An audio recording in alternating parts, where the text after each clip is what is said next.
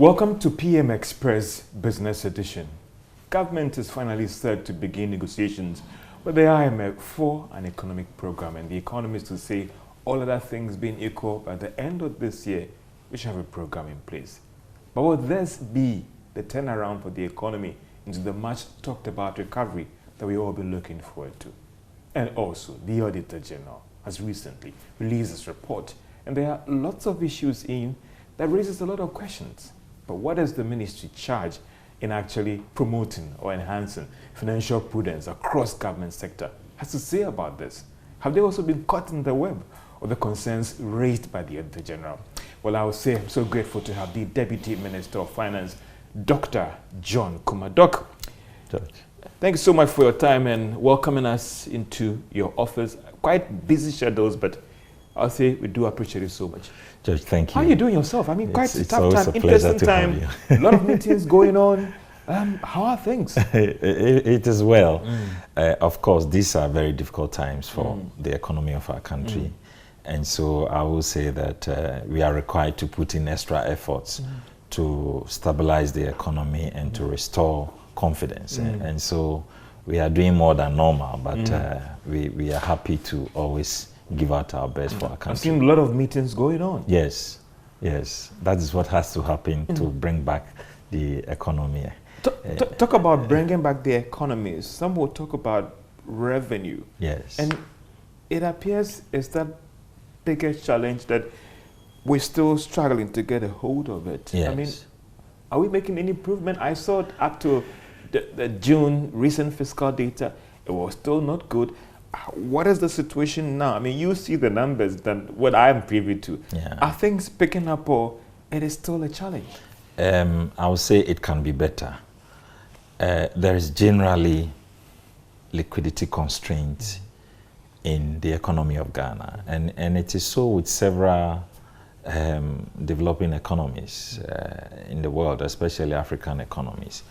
And so even though government has targeted to do about 20% of revenues to our GDP, we are still struggling around 13%, 12%.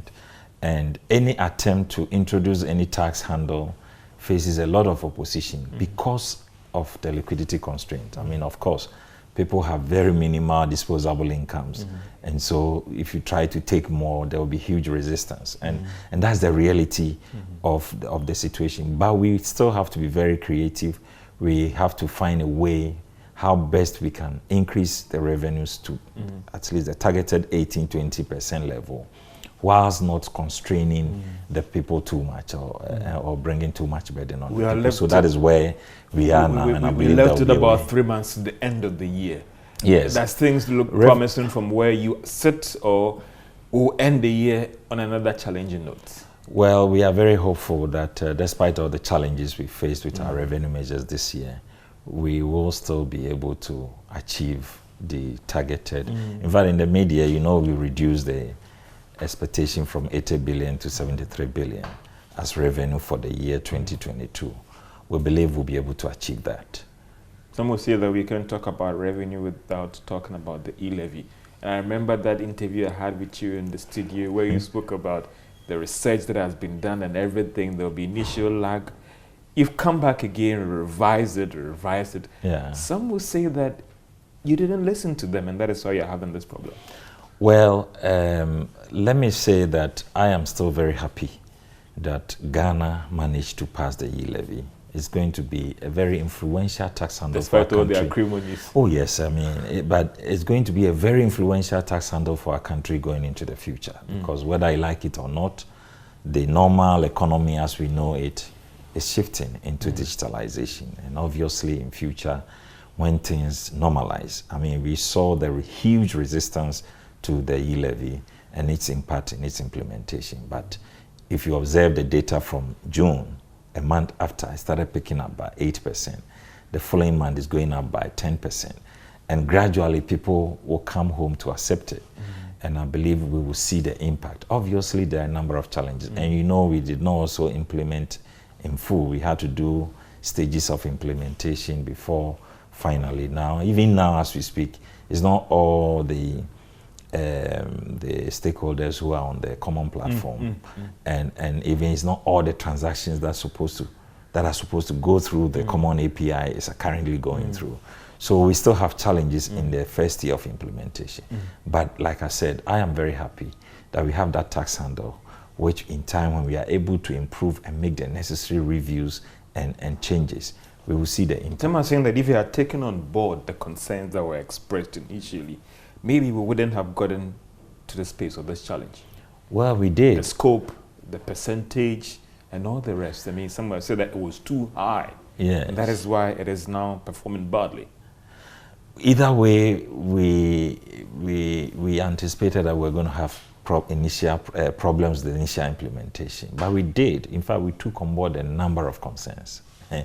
We had to give so many exemptions, and we didn't like the reduction where people push so much. Yeah, we did reduction. We did. It could have come down so to many 0.5. exemptions. Yeah, some are even. In fact, there are several proposals, and I don't know if this is the forum, but I can assure you that different proposals are coming up, which we are also listening and reviewing, and in time we'll be able to improve that tax handle to give its contribution to our economy. I'm very optimistic about e-levy. Let's come to the fiscal situation, and some will say that you've announced some cuts, all right. There are some who are still pushing that we could maybe be cutting further to demonstrate government's real commitment to fiscal prudence. What do you say about that? Yes, fiscal prudence in difficult times is always the only choice we have. And so even though, that's why initially we announced 20% of cut, we had to come back again to announce 10% extra to 30%. Maybe we could do more to 50%. But at the end of the day, the rigidity in our budget arrangement makes it difficult to an extent to which you can cut. And even though we are announcing 30% cut, there are certain provisions you can't touch, like your compensation and salary to workers. You cannot touch it. You cannot touch issues to do with your interest payments, which are obligatory. And some of the statutory payments, you can only delay in your payment and release it, but you still have to pay. So at the end of the day, if you look at your revenues coming and the rigidity in the budget, all these announcements of cuttings can only happen in the discretionary expenditure, the goods and services and CapEx that you can cut. And some of them, even though we are announcing 20% cut, 30% cut, some of them are cut by 80-90%. Oh yes. Interesting. In order to have, yes, in order to achieve that average you are looking for, because there are some handles you cannot touch. And so even though you are announcing 20% cut of your budget, it means that the discretionary ones that you can cut, you are not actually cutting 20%. You're actually cutting 80%, 90%. And that is the fact. And that's the fact. Why is government not talking about it? Because some will say that all these things again would then signal the commitment to fiscal prudence. If government is really doing this, why haven't we had government talk about it? We have, but unfortunately, when it's good news, nobody wants to listen or give hearing the this for the leverage. first time. Oh yes, but that's the reality. In order to achieve that overall 20% of your budget cut, it means that you have to cut 70, 80, and sometimes 90% into some of your discretionary expenditures like goods and services. In fact, the reality is that in the third quarter, some MMDAs may not even receive allotment at all.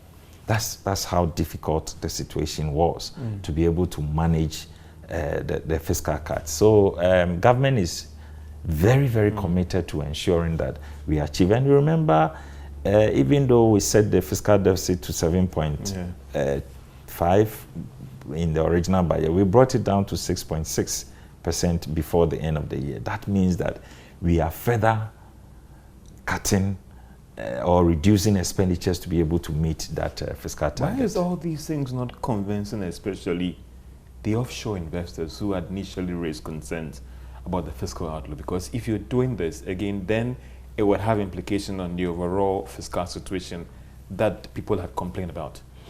Yes, of course. As for the offshore investor, they look at so many things.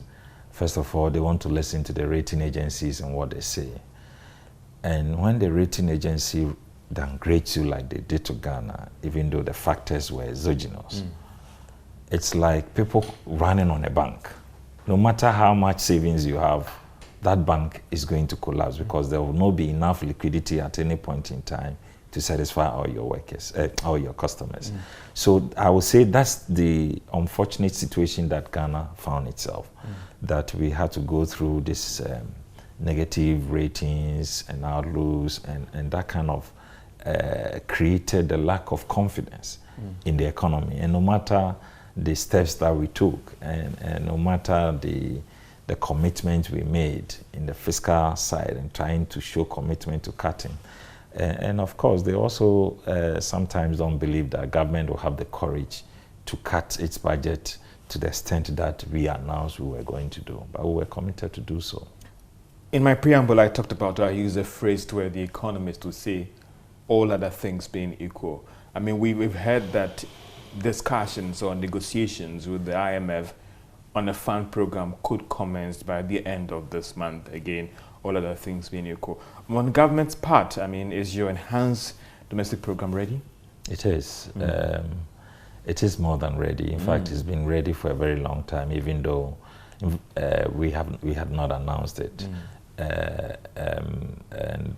I think it's at a stage where we are doing a lot of stakeholder engagements to make sure we have inputs of as many stakeholders in the Ghanaian economy as possible, civil servants, civil activists, or what? Civil society groups. Civil society groups, sorry about that. Civil society groups, all kinds of people, investors, people who also have stake in our economy, and of course all the departments and agencies who are also going to be affected or some way, somehow. And the entire economy, everybody has to be engaged at different levels. And of course, even the youth, TUC, and all kinds of unions, so that we are able to have a program that is well accepted and bought into by everybody. So is this more of a targeted engagement? Because initially there were proposals that we could have something similar to a Senchi consensus as well. Is it more of a targeted engagement that you are having, or what? This is a more of a targeted engagement. We already know stakeholders of the economy. You don't have to dramatize about it. At the end of the day, what can we do to share ideas to achieve a common consensus that we can package for our country? I don't think we have to dramatize about it. Is it government's approach to do more with their targeted engagement than the national engagement that we've been used to for such programs? Well, this one has also always been part of our budgeting arrangements. We do a lot of consultations already. And the only difference with Senchi is all the announcement that everybody is going to meet at one place, instead of doing, like you said, targeted arrangement, different meetings for different stakeholders to get different inputs into the same results. So I don't think this is even unusual. Government, almost in every budget here, we do a lot of consultations and engagement with different stakeholders, and that's exactly what we are doing. One of the critical things I know that you need to consider in this your enhanced domestic program is the debt restructuring. How have you come far with that one as well? Well, in fact, that's a very difficult situation for Ghana. The issue of debt is our number one difficulty as far as managing the current economic problem is concerned, because we have an elevated level of our debt, and if you look at the percentage of our revenues going into your debt, into your interest payments, definitely should tell you that that is an issue that has to be handled carefully. And I can tell you that is where the focus is, especially in our current engagement with the IMF and all the stakeholders. We are looking at how best we are able to contain the debt situation and bring it to sustainable levels. Some would say that how committed is government to taking those tough measures with respect to this enhanced domestic program that you're going to engage the fund, because this debt situation may come with some tough decisions being taken that might impact on your finances, that might impact on the whole economy as well. How committed are you, Honorable, together with your minister and government to take those tough measures that you have to take? We are more than committed. It's not like a choice.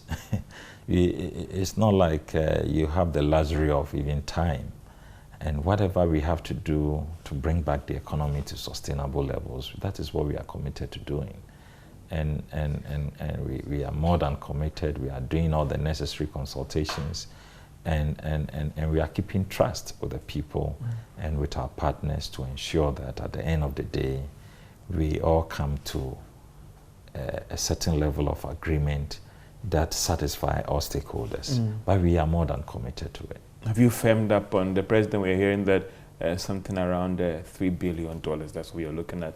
Is it over a 3-year period or something that we're looking at? The details of the discussions have not started yet. Yeah. But so as we speak right now, you are ready for that ready. end of month engagement as well? Yes, in fact, it's not just end of the month. Yeah. As we speak, the new Chief. program lead, Mission Chief, is already in Ghana. Came with the previous Mission Chief, Annalisa and Stephanie. They are all in town, and as we speak, we are currently even engaging. The president himself also engaged with the president of IMF, MD of IMF in Rotterdam, and so engagement. Before that, the finance minister had also met her in Washington. So there's constant engagement, and both sides are committed. And let me commend the IMF. Even though Ghana showed a lot of resistance or unwillingness to declare our stance to go there, since we declared our intention to engage them, they've shown lots of good faith and welcoming attitude to support us to overcome our difficulties. And I must commend the IMF. I asked the commitment because of recently there was a Goldman Sachs report where they were raising issues about how government is committed to this program and putting in place all the necessary things. And that is why there are concerns that something that the engagements are dragging, things are not in place. Oh, no. I totally disagree with them. And I mean, if you even some words suggesting we should be, Ghana may even get IMF program from first quarter of next year. Yeah. But we have seen that we even seeking to conclude it before end of the year from both sides. So I cannot say more. And that is a commitment on your part that all other things being equal, we should have a program in place. Yes, led by the president himself. When he met with the MD of IMF, he pushed the urgency of the situation and got their commitment to also be ready to at least give Ghana a program before end of the year. And those we are very committed cuts, to that. You are prepared to take those tough measures of course, that should come with the program. Fact, I just told you how much cuts we have done this year and we continue to do. We don't have a choice. We have to make sure we preserve this country and its economy on good footings, and we are committed to doing that. Dr. John Kumah is the Deputy Minister of Finance. You're talking about the IMF program, the economy, and the Auditor General's report. And as you look at the IMF program, would that be the end, or would that be that tool that would help turn around the economy, or there are still other things that we need to do? This is PM Express Business Edition. We'll be right back after this break. Welcome back to PM Express Business Edition as we talk about the economy, the IMF program, and the Auditor General's report. And as you talk about the IMF program, would this be that tool that would aid in the recovery of the economy, or indeed there are other tough things that government needs to undertake to really help put the economy on the strong footing?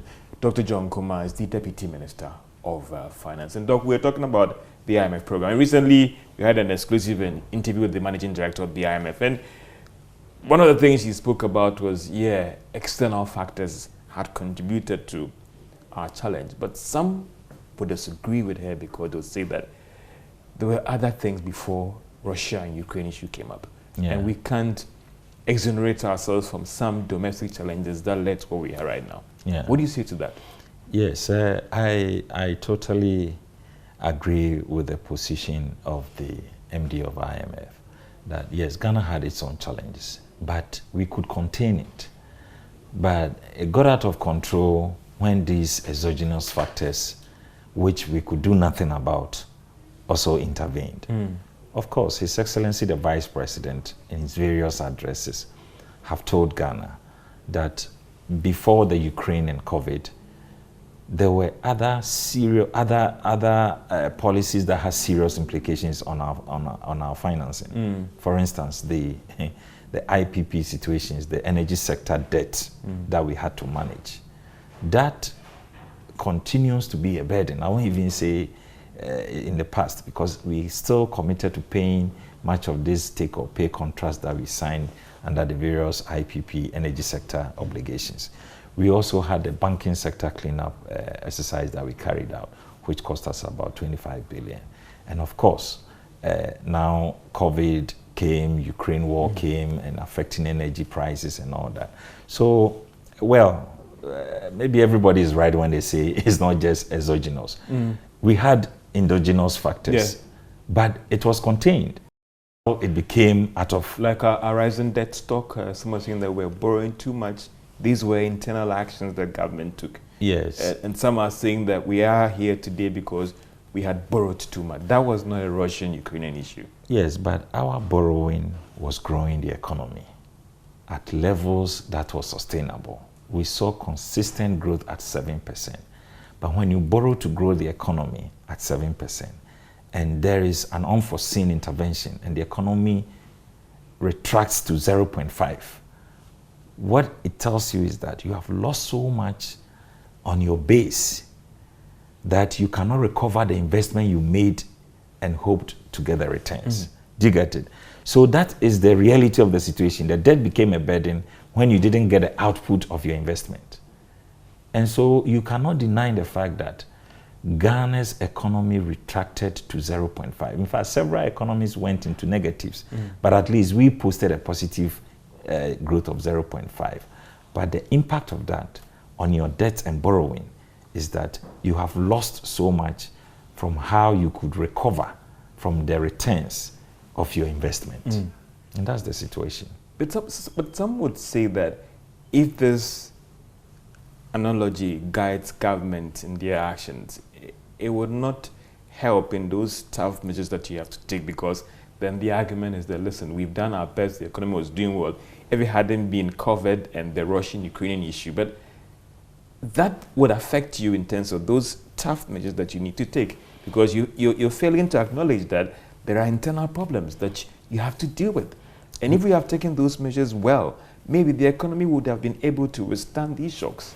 Well, there's an extent to which you can... You see, we should not talk about Ghana's problem as if it's a sole situation. We should also be mindful of what is happening in other economies of the world so that we can appreciate where we are. Even though we have a lot of volatility in our economy, compared to what is happening in UK today, compare it to what is happening in Germany today. In fact, last weekend, they started announcing light-offs, putting electricity off in certain strategic places. Exactly. And it is the same Russia-Ukraine war we are talking about. But other economies within the sub-region have been able to put in place measures to withstand the shocks. Like where? Ivory Coast. Let's talk about some countries within our region. Yes. Ivory Coast has already secured support from the IMF, okay? They had to be helped, just like we are seeking for help. And because they took that decision earlier. Yes, because maybe they were in a difficult situation earlier. In taking that decision. We haven't delayed. In fact, we believed, and these cuttings you are talking about, it's not the IMF that asked Ghana to cut our budget by 30% in 2022. As managers of the economy, we knew and understood that we were in difficult situations and we had to do something ourselves, okay? So you don't wait for somebody to come and tell you what to do. What we couldn't achieve from all the cuts we did was restoring confidence in the investor communities who were all of a sudden, we saw portfolio outflows and people taking their investment out of Ghana. And it was not even just out of Ghana, because the US economy was also struggling and the Fed started increasing the base rate in America to contain the inflation and all kinds of situations there. And that led to a strengthened dollar. It affected almost every economy in the world. For the first time, dollar is even overtaking the euro in terms of currency strength. So what that meant is that investors who felt comfortable investing in emerging economies now saw bigger returns in a more safer economy like the US. And so we saw a lot of huge portfolio outflows from emerging markets, and not just Ghana. But we suffered most because we also had another situation of downgrade from the rating agencies, and that worsened. You know, we know the huge spreads on our bonds and all kinds of situations that we have gone through in 2022. So you needed to go to the IMF to restore confidence, to let your partners, especially those in the international community and the international capital market, to be comfortable in dealing with you. And even our bilaterals, the other friendly nations or sovereigns that may even want to come in to support you, they also may want to see comfort in an IMF program. So we have not really mismanaged or delayed or been unresponsive to the situation. We have taken the necessary steps. What's your thought on the school of thought that if we had moved very early on this fund program, we might have not been at this stage where investors had to react to downgrade and all the shocks that our economy is now exposed to? Well, people always have their opinion. I believe that we have done the right things till now. We haven't delayed. When we saw the need to take a decision, government was bold, led by the president himself. We took the necessary decision at the right time. We had exhausted all possible domestic opportunities we could count on.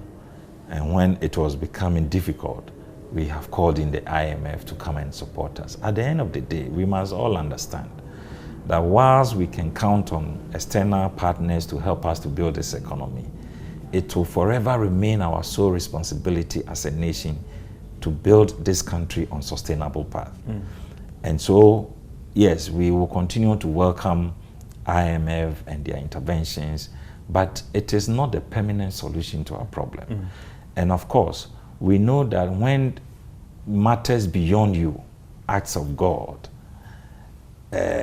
unforeseen circumstances like double due of a pandemic and global war that has impact on the energy sector so much so that the trotro driver has to feel it, so that passengers have to go through unbudgeted expenditures. That is a situation beyond the control of any economy, and you may need external support, especially when the problems were externally caused. But that doesn't take away from the fact that as a country, we have to look at our long-term buffers. We have to look at long-term, and I'm happy this difficult situation is making us even think about all the gold we have, how much of it is in our reserves. And Ghana is changing policy on how we treat our gold and do our reserves, not just in dollars, but we must also begin to have a backup in gold reserves. So maybe it's a bad situation, but we have seen a lot of good coming out of it and proactiveness from government in terms of being innovative. In respect to this IMF program, some would say that one of the critical things that you earlier explained to us will be this debt restructuring.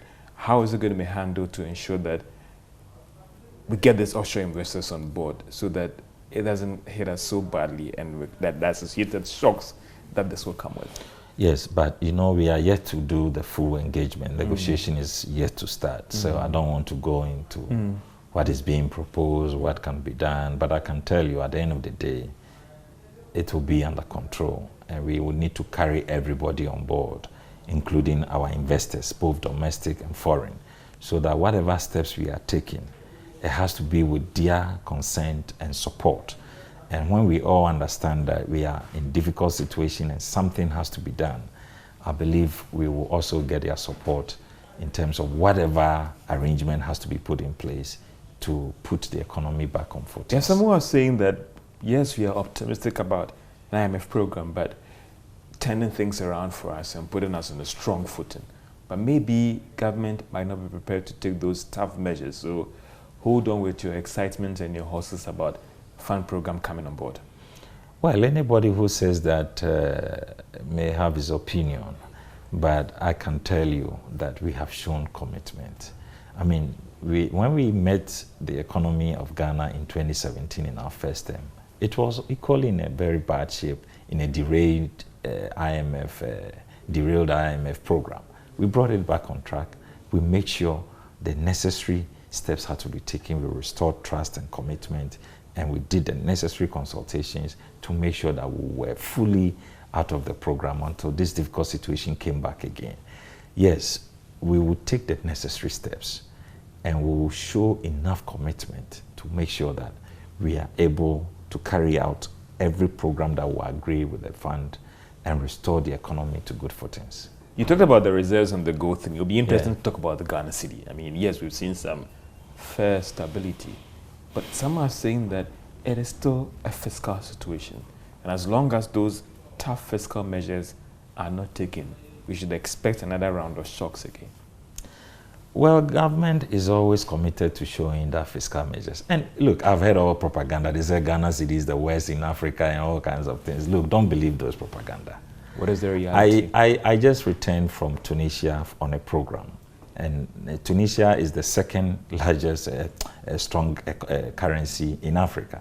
I mean, Ghana is third, actually, out of the 54 countries. According to who? Well, according to any global ranking of currencies that but it matters whoever is doing that ranking. No, it's not. No, I'm talking about the strength of currencies in Africa. Okay. Is it Libya, Diran,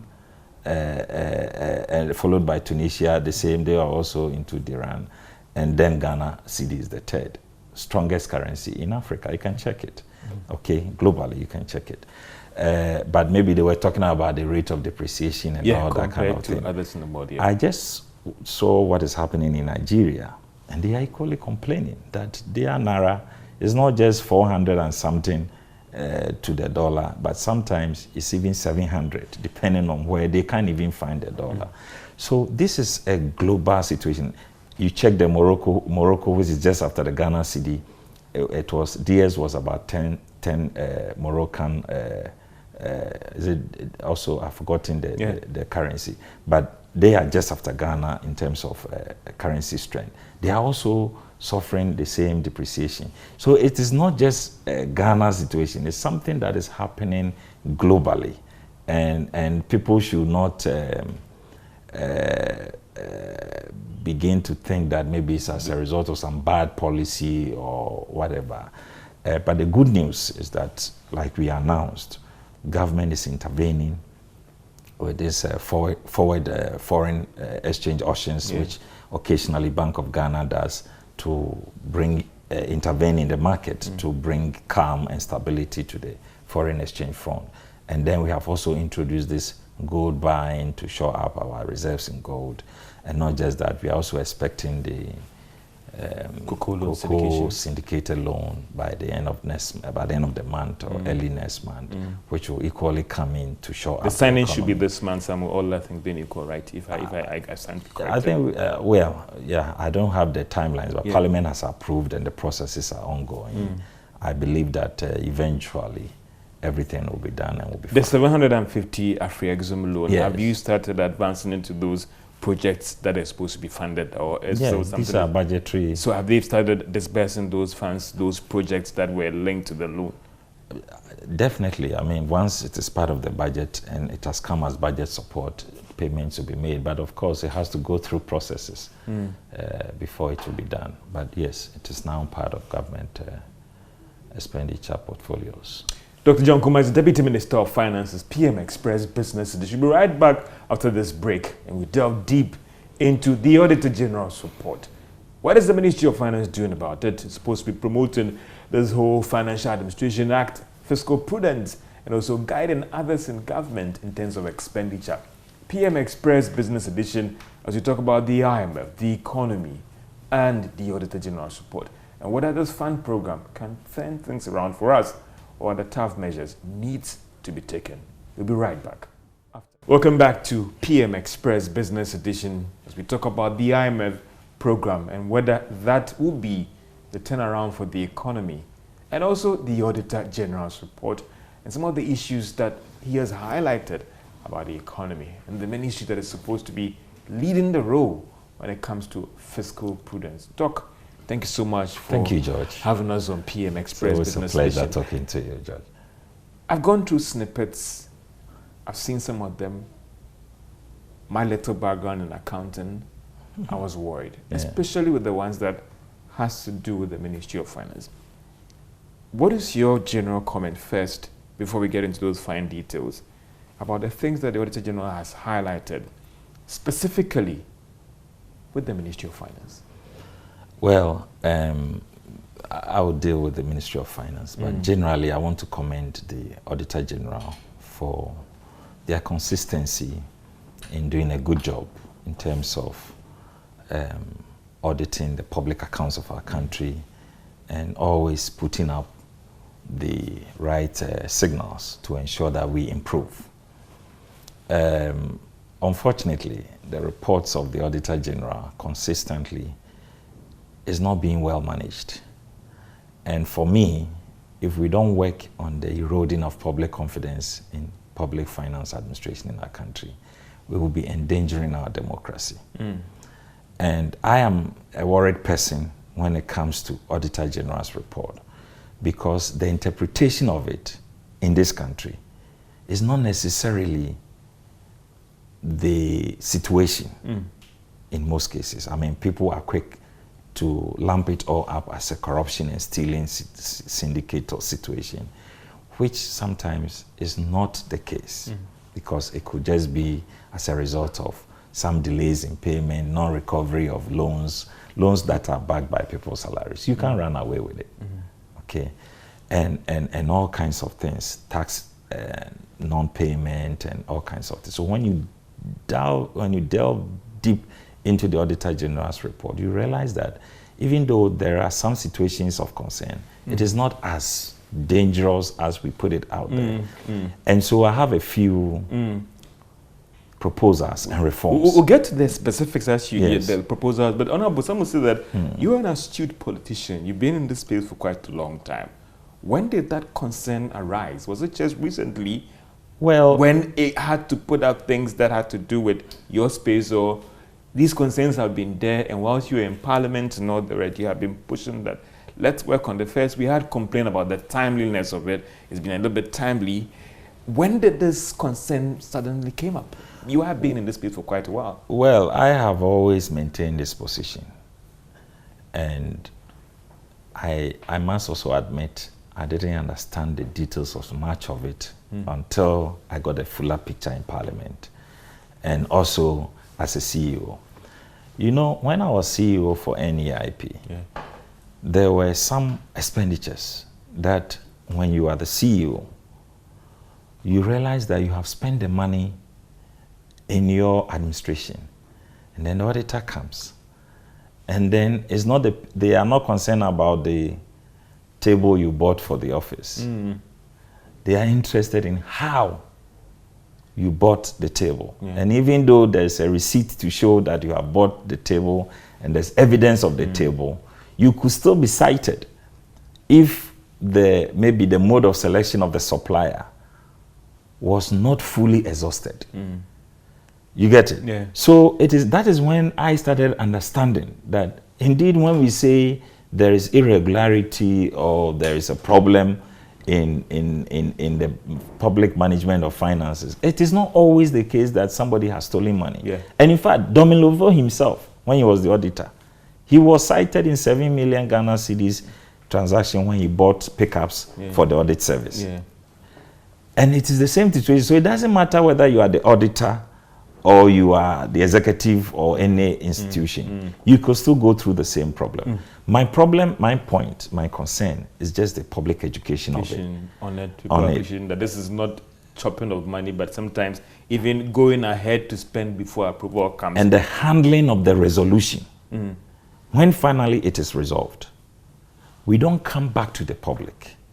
Okay, so I raised it the last time I led the Ghana Revenue Authority to the Public Accounts Committee. I raised it with the Public Accounts Committee. And of course, in order to address that issue, you have to look at Article 187, Article 188, Article 189 of the 1992 Constitution that established the audit service. Okay, and then you look at the Audit Service Act 2000. Yeah.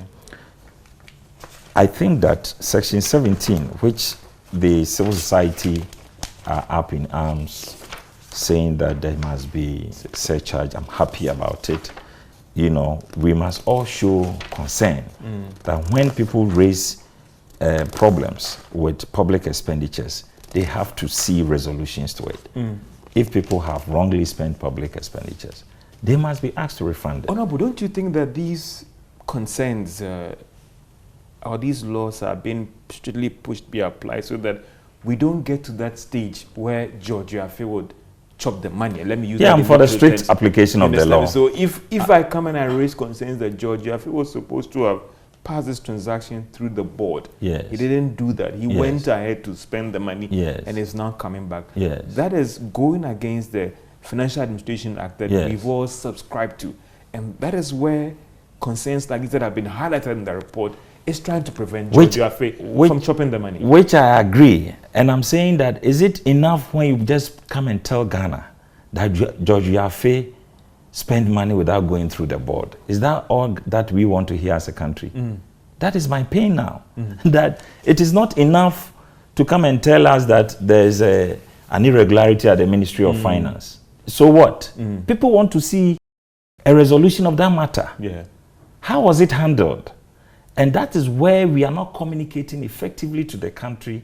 And so people constantly say Ghana lost 12 billion, Ghana lost 8 billion. It might not necessarily, which when is it not the comes to situation. accounting, it would not necessarily exactly. be the case. So my concern now is, how does the public come to terms with the situation that even though the Auditor General put our 1 billion cedis as irregularity, by the end of the following year, we have recovered all the 1 billion. And should come out. And should come out. I'll be coming to your proposals that you've put forward, but let's look at some of the issues. There were an instance where the ministry was said to have paid millions of cedis to some individuals. Yes. That were not staff. Exactly. I mean, for me, my concern is that whether it's been recovered or not, we shouldn't have gotten there from a ministry that is a chief architect of financial prudence and enforcing the Financial Administration Act.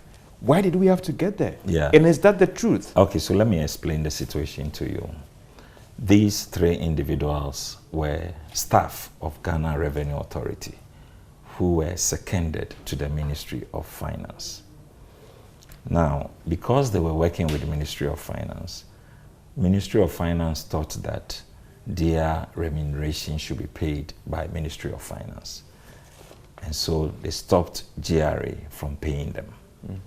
The auditor comes in and says, no, per the arrangement, they are not a staff. Even though they've been seconded to your ministry, they are not your staff.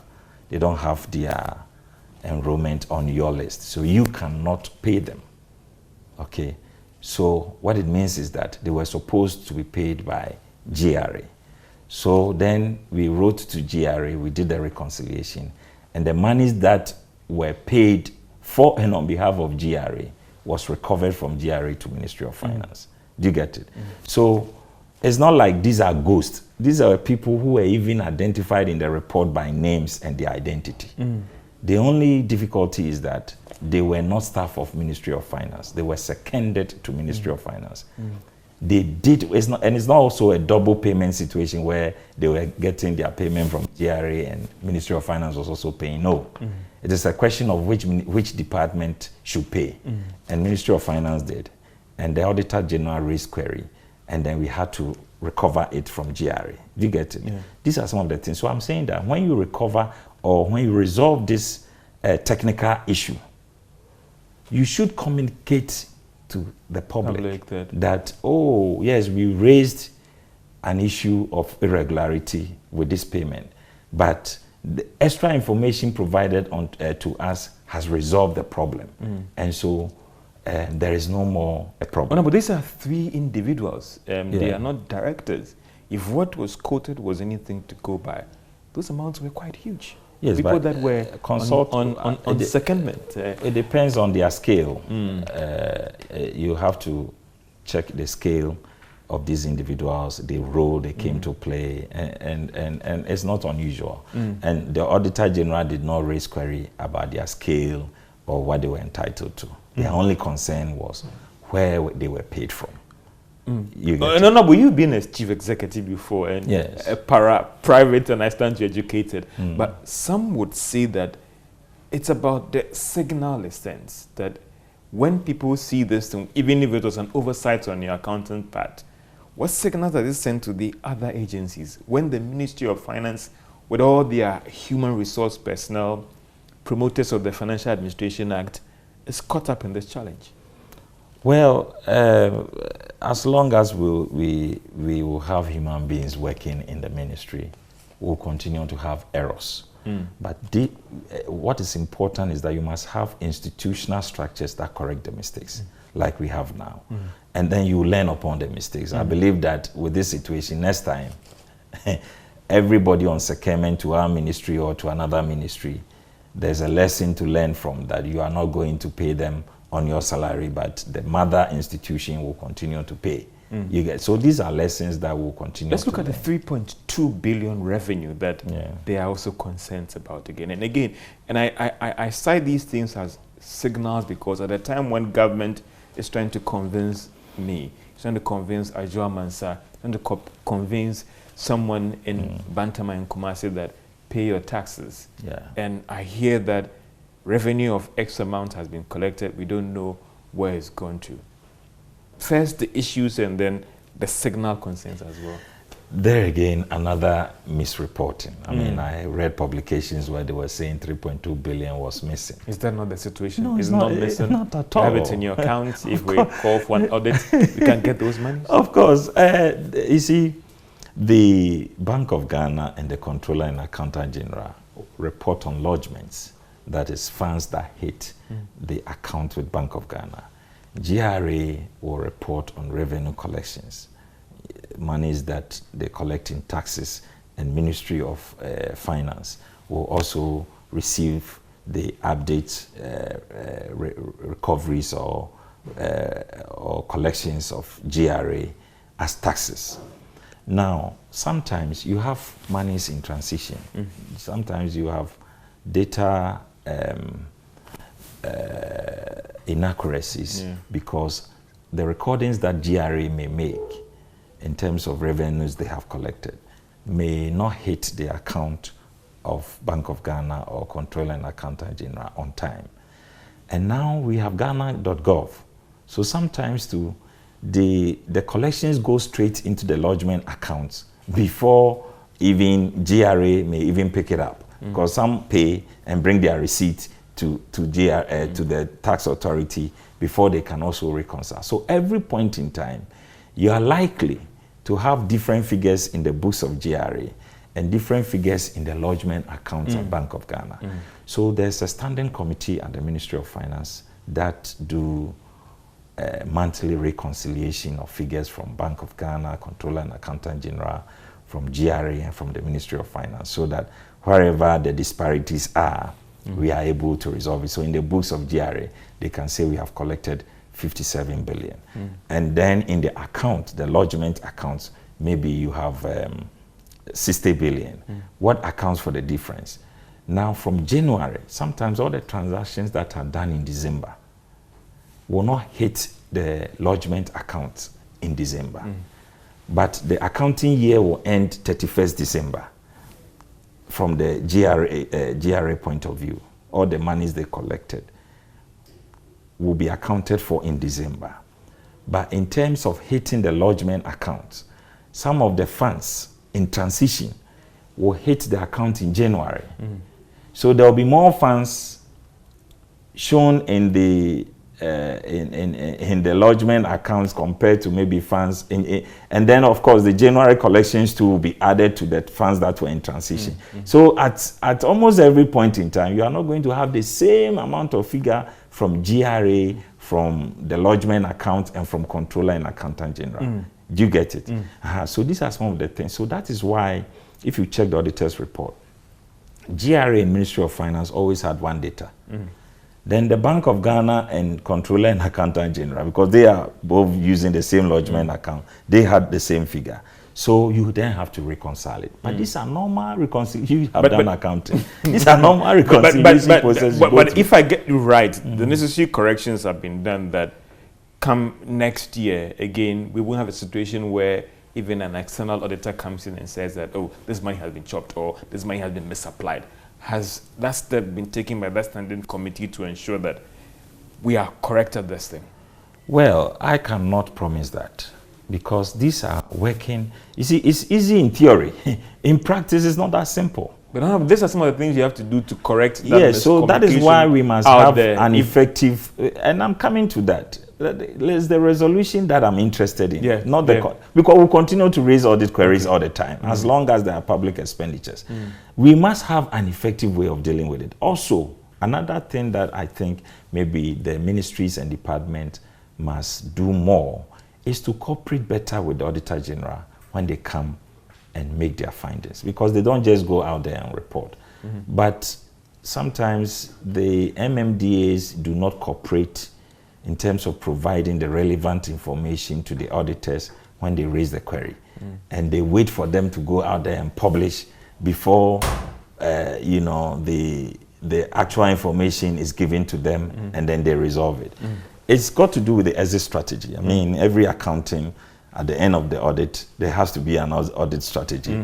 And the involvement of the various, and sometimes the answers is not even in one office. So sometimes responding to some of the issues to the auditor takes a while. And so if you allow me to deal with I'll be coming to the resolutions that you are because of your role that you play in Parliament and even at the Finance Ministry. This is PM Express Business Edition, as we engage the Deputy Minister of Finance as we talk about the economy, revenue, expenditure, IMF, and some would say the biggest elephant in the room, the Auditor General's report. We'll be right back after this break. Welcome back to PM Express Business Edition, as we focus on the IMF program, whether that could help turn around the economy, and also the Auditor General's report and the concerns that have been raised by the auditor. And what is the Finance Ministry saying about it? The lead agency or ministry or government arm that is ensuring that there's fiscal prudence and financial prudence across all government sectors. Dr. John Kumar is the Deputy Minister of Finance. Doc, you're talking about some proposals and looking at your role at the ministry here and even in Parliament and being a lawyer as well. How are you moving to ensure that some of these things are addressed and corrected? I mean, there was another report in about some loans that have been given out and it won't be gotten and all the rest.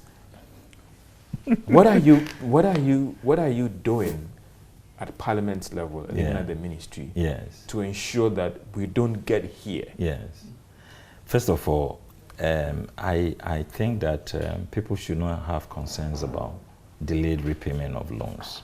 Nobody can convince me that you're a public sector worker. You took a loan and guaranteed it with your salary, and you are telling us you can pay when you have be paid. Of course, it has you to recover the money. You have to recover. That is a promise. It's not that's me a promise promising. That not you personally, as the ministry. That not the money. It's not about Ministry of Finance, but every other agency that gave us as captured in the audit. Because the fear is that the money would not come. Never. It's not possible. It's not even a possibility that you took government loan and you say you won't pay. How is that possible? So it is the accounting of it and the reporting of it that is generating all these kind of fears. Okay. Now I've said that I agree under the provisions where the Auditor General has to report to Parliament. Section 17 talks about this allowance and surcharge by the Auditor General, which I agree with. What do you make of the surcharge thing? They have to. And again, what is being done to ensure but you see, support? No, we will come to all that. But for me, the Auditor General has shown enough commitment in protecting public purse. Okay. And nobody can question the commitment of the Auditor General to ensuring transparency, accountability in public finance in our country. I raised this issue of when we put out this information and we tell the whole country this money is out there on irregularly managed. And there are steps by the Constitution. I've told you Article 187 to 189 on how all these funds should be recovered. There's this Audit Service Act that also tells us that it's not just the reporting, but something must be done to recover. And the funds are being recovered? And the funds are being, yes, the funds are being recovered. The funds are being recovered every year as long, and when you listen to the Public Accounts Committee, like I told you, if you come to section 23, which talks about publication of reports, when I raised it the last time at the Public Accounts Committee, the chairman, Honorable Aveji, read this particular portion to me and said that per the law, all that the Auditor General has to do is to publish it as soon as they put it before Parliament, which is what the law provides. Okay. Now, I disagree with that formula. And I think that then we must have 23(1)(b).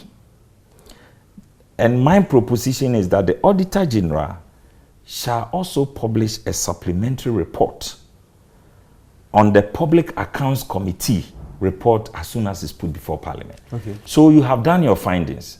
Like today we are told 12 billion is missing, even though 2021 it was 1 point. The people are adding up the years. Yeah. Now, what happens is that at the Public Accounts Committee, about 80%, sometimes 85% of these irregularities are reconciled at the Public Accounts Committee. And that will be addressed in the supplementary publication that you are pushing for. That is it. So when the Auditor General comes back to do a supplementary report of the report published, we will know that 15% has not been accounted for. That is where our anger must go. That is where we must ensure. And I want a second amendment to that one. That the Auditor General shall publish a recovery tracker on its website throughout the year. So that when they say Kweku Manu's whatever, the one you gave George Wiafe didn't go through the board. And there's a surcharge on George Wiafe and the funds are recovered. The tracker on the website of the Auditor General indicates that this amount has been recovered. So at the end of the year, we should see 100% resolution to all the irregularities that were identified by the Auditor General. So that people can have confidence that we are not just throwing away public resources and people are not mismanaging the way we think it is.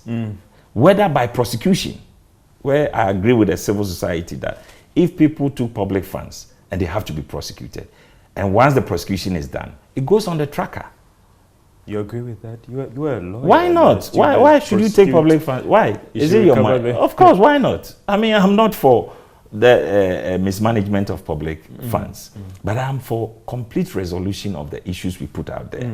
That when we continue to let this scenario go on the way we are going, whether it's MPP in government or NDC in government or whichever party in government, when the public begin to feel and look at the caliber of people who went on demonstration, lawyers, professionals,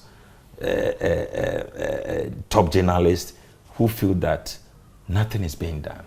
But from where I sit, I see a lot of resolutions to these problems. Well, now, some say that when the issues are resolved, nothing stops that government agency from also publicizing this. It's not enough. People are quoting the Auditor General report. Why? Public Accounts Committee's report is also published. Who takes care of it? Who even minds that? Who is interested in that?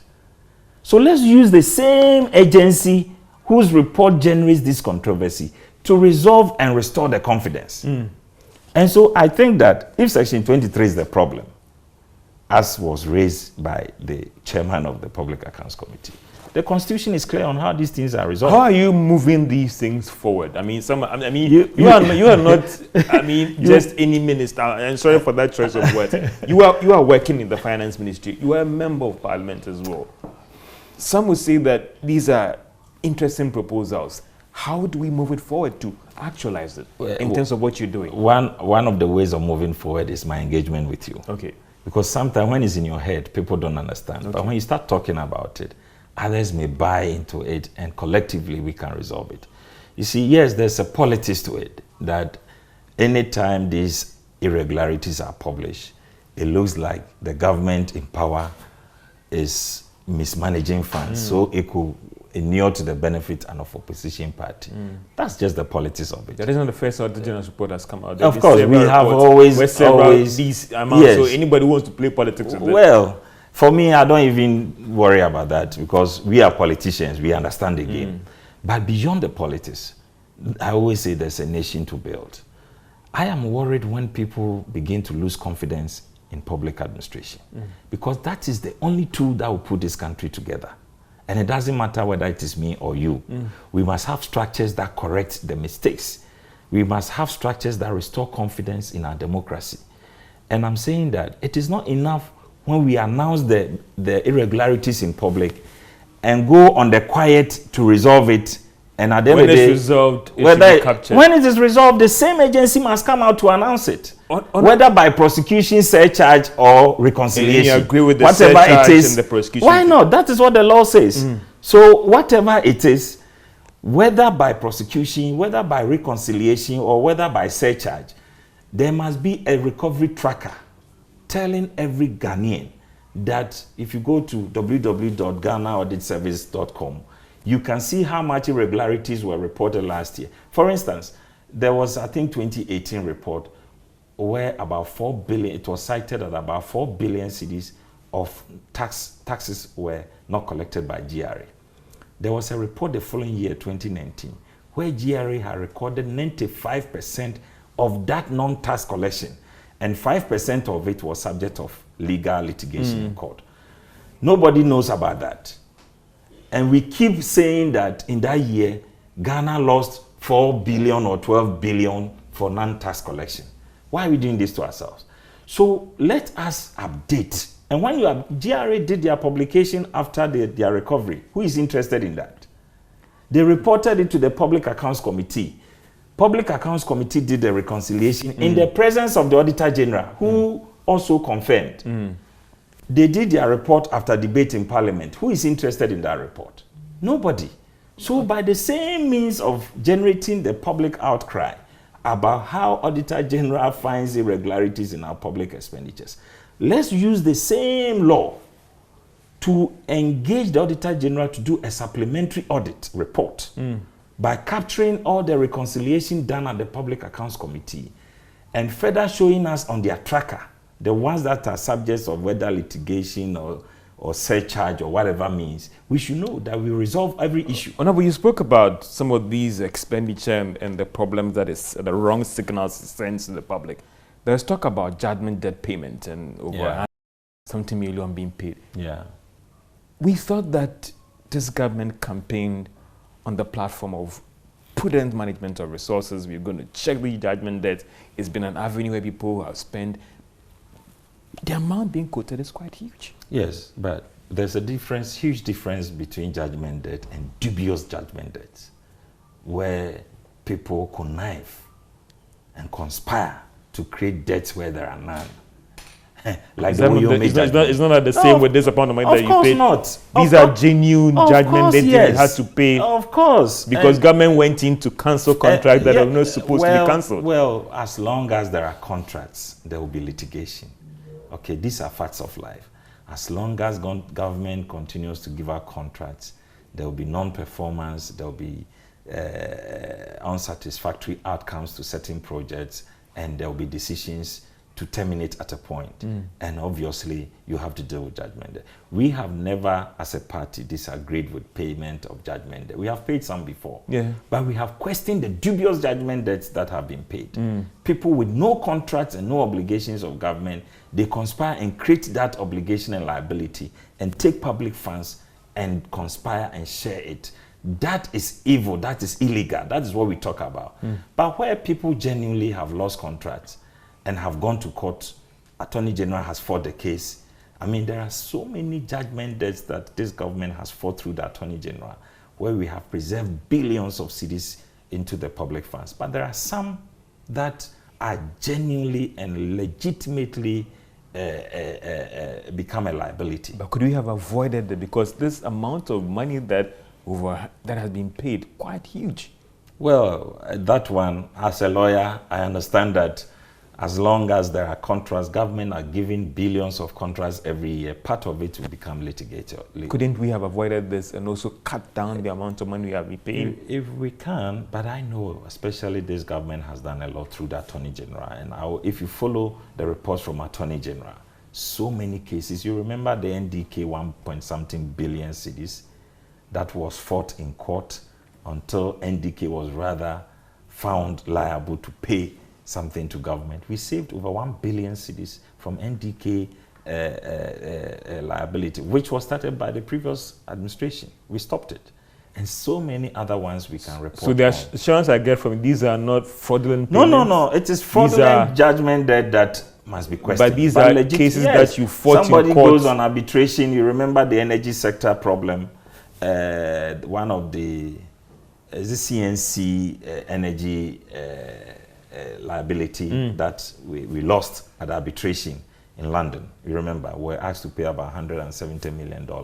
These are matters you can't really do anything about. But it was even better we cancelled that contract, because under that contract, we're going to have almost about $35 billion liability in dollars in few years to come. So if you go on arbitration and you lost and they're asking you to pay $170 million, you have saved so much money for the country. Honorable, as you wrap up, YouStart, how are things going? YouStart is very important, and it continues to be. Is it set to take off? Have you done all the necessary things? In fact, even though we haven't been able to do the launch, the underground engagements are going on. We have done even piloting and started disbursement to some people, of course some youth. The objective of YouStart is to create an entrepreneurial nation, Ghana, where young people can be confident to create their own jobs and believe that the system is there to support. The Ghana jobless situation is not lack of ideas. And I have been CEO for National Entrepreneurship and Innovation Program. I have seen talents, people with innovation and ideas. The lack of systemic financial structures to support businesses to grow. The lack of patient capital that young people can easily access without requirement for collateral. And the opportunity to be trained to understand business, how to grow money, how to create wealth, how to save, and how to live within your means and build your books, how not to spend your working capital and not see your working capital as a profit, but you take your cost from your sales before you can talk about profit. The understanding that you need to keep your books. These are very, very critical in building that entrepreneurial nation. And that's what YouStart seeks to do. It is national, and so we are taking our time to engage. Almost have been part of a stakeholder engagement with the Minister for Local Government, Honorable Dan Boche, where we have gone to every district assembly in Ghana. We've engaged them. We are working through the NEIP and GEA to roll out, and then participating in financial institutions. So when are we going to, with all this, when are we going to hope that it will take off? Yes, it's actually ongoing. So when are we hoping that it will be launched? But the launch, yes, we are waiting on the calendar of His Excellency the President. And it will be launched before. And the assurance from you is that those genuine entrepreneurs out there will get support. Definitely. And not because I hold a party card. Definitely not. Thank you very much, Dr. John Kumah. He's the Deputy Minister of Finance.